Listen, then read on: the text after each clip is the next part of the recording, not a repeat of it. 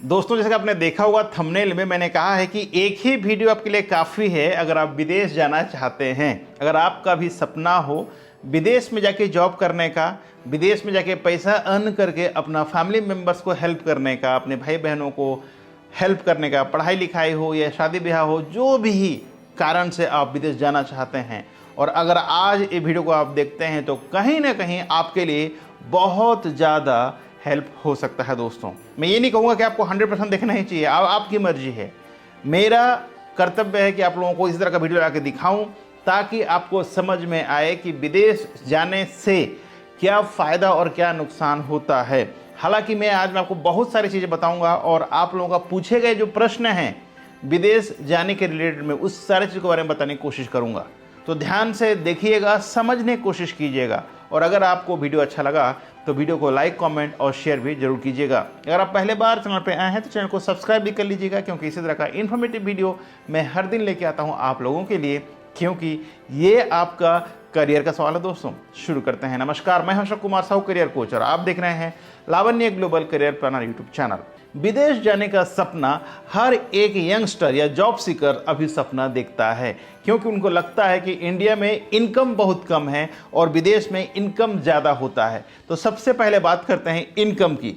तो दोस्तों, इनकम आपको ऐसे ही नहीं मिल जाता है, उसके लिए बहुत मेहनत करना होता है। लेकिन अभी के जो युवा हैं, नौकरी तो सब करना चाहता है लेकिन काम कोई नहीं करना चाहता। मेरे कहने का मतलब ये है कि भाई नौकरी सबको चाहिए लेकिन काम कोई भी नहीं करना चाहता है। जी हाँ, मैं आपको सच्चाई बता रहा हूँ। दोस्तों, मेरे को कई कॉल्स आते हैं डेली और सब कुछ ये पूछते हैं कि सर मुझे कितना घंटा काम करना होगा, मैं कितना घंटा काम करूँ तो मुझे इतना सैलरी मिलेगा। तो देखिए दोस्तों, मैं बात कर रहा हूँ हॉस्पिटैलिटी का, दूसरा इंडस्ट्री का बात मैं कतई नहीं कर रहा हूँ। हॉस्पिटैलिटी इंडस्ट्री में टाइमिंग का कोई फ्रेम नहीं होता है। कह देते हैं लोग कि आपको 8 घंटा काम करना होगा, 9 घंटा काम करना होगा, लेकिन ऐसा बिल्कुल नहीं है। अगर आप हॉस्पिटैलिटी इंडस्ट्री में जॉब करते हैं तो टाइम टेबल का कोई गारंटी नहीं होता है। आने का तो गारंटी होता है, लेकिन कब आप जॉब से निकलेंगे, यानी कब आपका शिफ्ट खत्म होगा, इसका गारंटी नहीं होता है। वो इसलिए क्योंकि प्रैक्टिकली समझिए, आप अगर F&B सर्विस में काम कर रहे हैं, आपका एक रेगुलर गेस्ट आया है, जब भी वो आते हैं आपको 1000-2000 टिप देके जाते हैं, ठीक है। और मान लीजिए आपका शिफ्ट खत्म हो रहा है 4 बजे या 5 बजे और उसी दौरान वो गेस्ट आया, ठीक है, और आपको जाना होगा, तो क्या आप अपना गेस्ट को छोड़ कर जाएंगे? वो गेस्ट सिर्फ आपका ही सर्विस को पसंद करता है। इस हालात में क्या आप अपना गेस्ट को छोड़ जाएंगे? बिल्कुल नहीं जाएंगे, क्योंकि एक तो आपका क्लाइंट छूट जाएगा, दूसरा है आपका जो इनकम है दोस्तों, आपका टिप जो है वो चला जाएगा। सही है कि नहीं है? और अगर आप उनको सर्विस नहीं दिए तो दोबारा वो आपके होटल में आएगा ही नहीं। अगर आएगा नहीं तो कंपनी का भी नुकसान होगा और आपका पर्सनल भी नुकसान होगा। तो इस वजह से टाइमिंग का कोई वहाँ पर गारंटी नहीं होता है। हालांकि मैनेजमेंट ये कहता है कि आपको 8 से 9 घंटा काम करना होगा, लेकिन आप खुद वहाँ से जाने को मन नहीं करेंगे समय के अनुसार, ठीक है। ये मेरा प्रैक्टिकल जो है, मेरा एक्सपीरियंस आपके साथ में शेयर कर रहा हूँ। दूसरा, सैलरी के बारे में बात करते हैं, इनकम के बारे में बात करते हैं, ठीक है। देखिए, सैलरी की बात करें तो इंडिया में ऑब्वियसली यहाँ पर सैलरी बहुत कम है, जितना मिलना चाहिए उतना नहीं मिलता है, क्योंकि यहाँ पॉपुलेशन ज़्यादा है और ज़्यादा लोग, यानी कि अगर एक वैकेंसी होता है तो एक वैकेंसी के लिए हज़ारों लोग रेडी हो जाते हैं काम करने के लिए। तो जाहिर सी बात है, जो एम्प्लॉयर है जब भी हायर करते हैं तो उनके पास तो कई ऑप्शंस हैं, इस वजह से यहाँ पर सैलरी कम होता है। लेकिन वही अगर विदेश जाते हैं दोस्तों, विदेश में बहुत सारे कंट्रीज़ में पॉपुलेशन कम होने की वजह से, उनके पास प्रॉपर स्टाफ ना मिलने की वजह से वो एक सैलरी ऑफर करती है, ठीक है। और सैलरी के साथ साथ बहुत सारे बेनिफिट्स भी आपको मिलते हैं, जैसे कि रहना, खाना, इंसेंटिव, ठीक है, टिप्स है, सर्विस चार्ज, इस तरह के कई सारे बेनिफिट्स आपको मिलते हैं। इस वजह से विदेश में सैलरी ज़्यादा मिलता है, और यही वजह है कि अभी का जो युवा वर्ग है दोस्तों, वो विदेश जाकर काम करना चाहते हैं।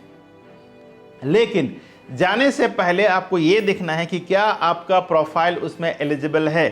कई लोग लिख देते हैं कि कनाडा आप 10वीं फेल हैं, 8वीं फेल हैं, 5वीं फेल है, तब भी आप कनाडा जा सकते हैं। क्या यह संभव है? आपको समझना है। अगर आप समझ जाते हैं तो कहीं ना कहीं आप ये जो मतलब एक स्कैम है उस स्कैम से बच सकते हैं, ठीक है। देखिए अगर किसी ने लिखा है कि 5वीं 8वीं फेल भी जा सकता है, इसका मतलब अलग होता है दोस्तों। इसमें जो अप्लाई करते हैं आपको ऑनलाइन अप्लाई करना होगा, आप किसी भी एजेंसी के थ्रू ऐसे नहीं जा सकते। अगर आप ऑनलाइन अप्लाई कर रहे हैं और अगर आपका प्रोफाइल को किसी कंपनी के द्वारा शॉर्टलिस्टेड किया जाता है तो सारा जो कानून का जो प्रक्रिया है वो कंपनी पूरा करेगी, आपको करने की ज़रूरत नहीं है। लेकिन आज के समय में जितना भी बड़े बड़े कंपनीज़ हैं जो हायर करते हैं, चाहे लेबर कैटेगरी क्यों ना करें, मिनिमम 10th ग्रेड को मिनिमम तवज्जो देते हैं।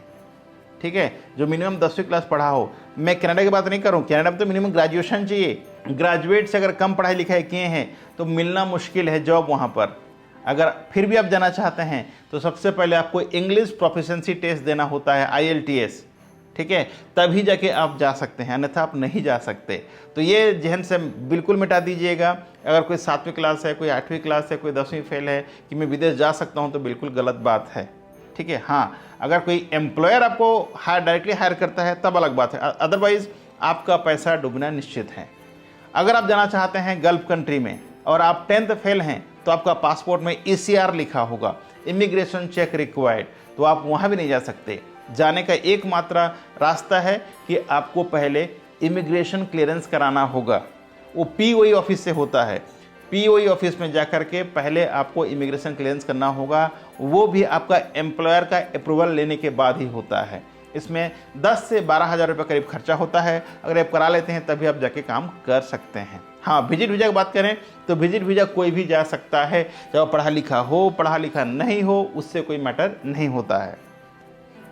इस तरह क्वेश्चन आया था मालदीव्स को लेकर के, तो मालदीव में ECR और SNR का कोई प्रॉब्लम नहीं है। मालदीव में कोई भी जा सकता है, कोई भी प्रॉब्लम नहीं है। हाँ, अगर आपका सपना हो कि आपको यूरोपियन कंट्री में जाना है दोस्तों, तो यूरोपियन कंट्री जाने का बेस्ट तरीका है, सबसे पहले आप गल्फ में जाकर काम कर लें, चाहे 1 साल हो 2 साल हो, मिनिमम काम कर लें। क्योंकि मैंने जो देखा है, मेरा जो एक्सपीरियंस बता रहा हूँ आपको मैं, जो भी व्यक्ति गल्फ में काम करता है उसका सिलेक्शन सबसे पहले होता है, उनका वीज़ा भी अप्रूवल रेशियो ज़्यादा रहता है। तो आप क्या करें, अगर आप भी एक जॉब सीकर हैं, आपका करियर का शुरुआती दौर पे हैं, तो सबसे पहले आप गल्फ या मालदीव में जाकर काम करें। उसके बाद अगर अप्लाई करते हैं यूरोपियन कंट्री का तो सबसे ज़्यादा चांसेस रहेंगे वीज़ा अप्रूवल होने का। दूसरों का क्वेश्चन था कि खर्चा कितना हो जाता है। तो देखिए, खर्चा कभी भी फ्री में नहीं होता है। आपने यूट्यूब में देखा होगा कि फ्री में चले जाइए, फ्री में चले जाइए, तो मेरे दोस्त फ्री में कभी आप कहीं नहीं जा सकते। ठीक है, हर जगह जाने के लिए आपको पैसा पे करना ही होगा, चाहे आप वीज़ा के लिए पैसा पे करें, चाहे आप फ्लाइट के लिए पैसा पे करें, चाहे आप प्रोसेसिंग चार्ज पे करें, चाहे आप किसी एजेंसी के थ्रू जा रहे हैं तो एजेंसी वाला फ्री में काम नहीं करके देगा, क्योंकि वो भी एक कंपनी चला रहा है, तो डेफिनेटली कुछ चार्ज करेगा। लेकिन आपको देखना है जो एजेंसी से आप जा रहे हैं, जिस एजेंट के थ्रू आप जा रहे हैं, वो लोग कितना जेन्यून हैं।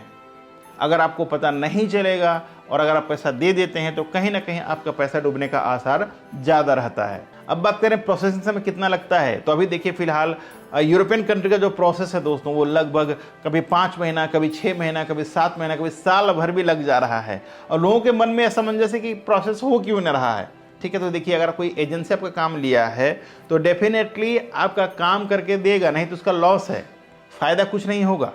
ठीक है, क्योंकि अगर आप नहीं जाते हैं तो बेशक उनको कोई कमीशन नहीं आएगा। अगर उनको कमीशन नहीं आएगा तो बिजनेस क्यों करेगा वो। तो उनका तो मेन मोटिव यही रहेगा कि आपका वीज़ा जल्द से जल्द आए और आप जल्द से जल्द फॉरेन चले जाएं। लेकिन हाँ, यहाँ पर एक चीज़ ध्यान रखना, जहाँ पर जो वैकेंसी आता है, अगर कहीं पर लिखा है कि वेटर का 100 वैकेंसी है, ठीक है, हाउस कीपिंग का 500 वैकेंसी है, शेफ का 200 वैकेंसी है, तो ये 100% फेक होता है दोस्तों। इतना वैकेंसी कहीं भी नहीं आता है। तो जब भी आपको इस तरह का वैकेंसी दिखे, आप उसे इग्नोर कर दीजिएगा, अन्यथा होगा क्या, देखिए, अगर वो 100 वैकेंसी, यहाँ पर मतलब स्कैम कैसे होता है, अगर 100 वैकेंसी लिखा है तो जाहिर से बात है कम से कम 1000 लोग अप्लाई करेंगे, क्योंकि देखेंगे कि 100 से ज़्यादा वैकेंसी है तो ऑब्वियस सी बात है ज़्यादा लोग अप्लाई करेंगे, और ज़्यादा अप्लाई करेंगे तो क्या होगा, स्कैम होने का डर रहता है। तो इसलिए जहाँ भी ज़्यादा वैकेंसी दिखे वहाँ पर बिल्कुल ही अप्लाई ना करें, क्योंकि कोई भी होटल 100 वैकेंसी 200 वैकेंसी नहीं देता है। ठीक है, अगर वो प्री ओपनिंग है तब भी 100 नहीं देता है। ओके, वो लोग 50-50 करके या 10-20 करके रिक्रूटमेंट करते हैं। तो कहीं ना कहीं आज का वीडियो में इसलिए शूट कर रहा हूं ताकि जो भी जॉब सीकर हैं, जिनका विदेश जाने का सपना है, वो कैसे पूरा हो सकता है, इसके लिए आपको कुछ इन्फॉर्मेशन मिलना चाहिए।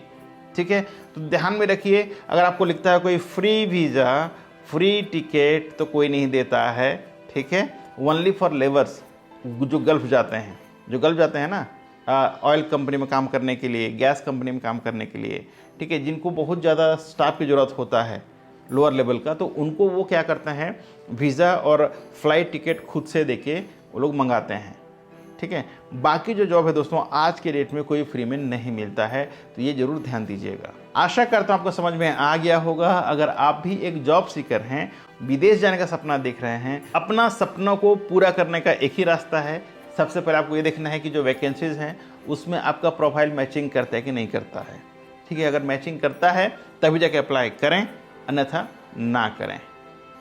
तो आज के लिए बस इतना ही, मिलते हैं इसी तरह का एक और नया वीडियो में नया टॉपिक के साथ। तब तक के लिए आप रखें अपना ख्याल और मुझे दे इजाज़त। Thank you so much. जय हिंद, जय भारत।